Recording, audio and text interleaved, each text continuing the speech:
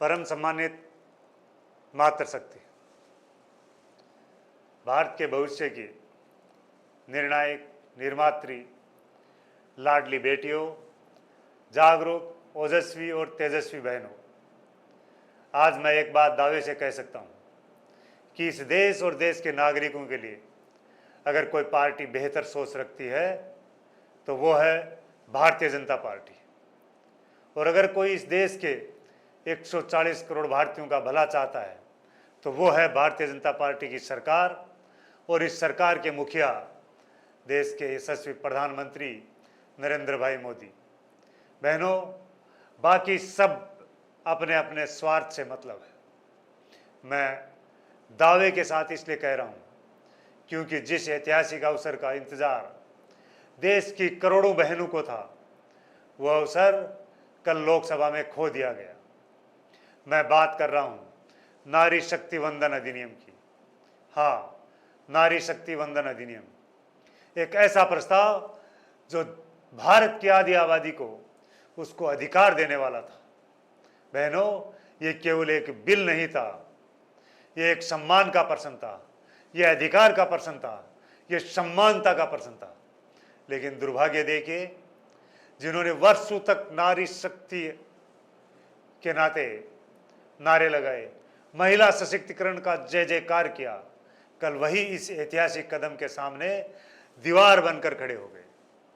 मैं स्पष्ट शब्दों में कहना चाहता हूं, जब इतिहास लिखा जाएगा तो ये भी लिखा जाएगा कि कांग्रेस, समाजवादी पार्टी और तथाकथित विपक्षी गठबंधन ने महिलाओं को उनका हक देने के इस अवसर को रोक दिया।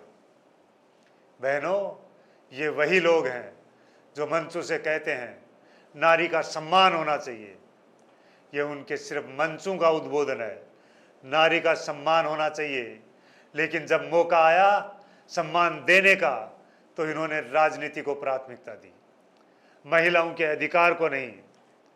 कल संसद में जो हुआ, ये केवल एक संसदीय प्रक्रिया नहीं थी, ये देश की हर महिलाओं, हर बहन, हर बेटी, हर माँ की आशाओं पर आघात था।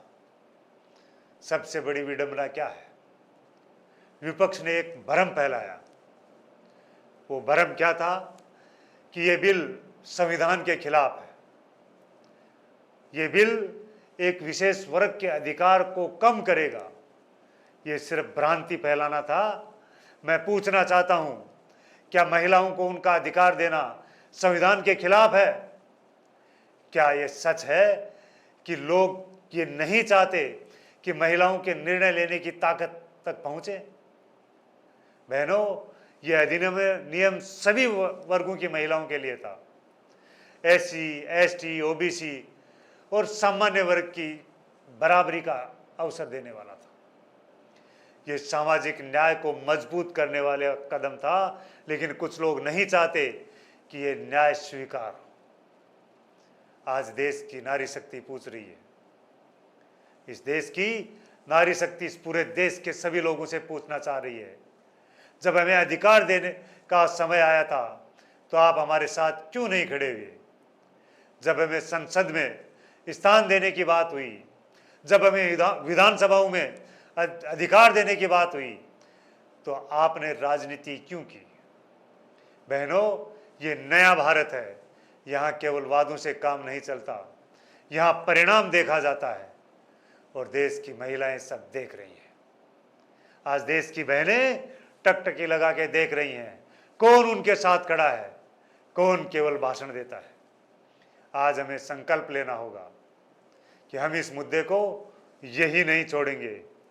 हम हर गांव, हर शहर, हर घर तक ये सच्चाई पहुंचाएंगे कि किसने महिलाओं के अधिकार का समर्थन किया और कौन इस महिलाओं के अधिकार के समय सामने रोड़ा बन के खड़े थे। अंत में मैं यही कहना चाहूँगा, यह लड़ाई किसी एक दल की नहीं है, यह लड़ाई किसी एक नारी की नहीं है, यह लड़ाई भारत के नारी शक्ति के सम्मान की है। और जब नारी शक्ति जागती है तो इतिहास बदलता है। जय हिंद, जय भारत, नारी शक्ति, राष्ट्र शक्ति, जय भारत।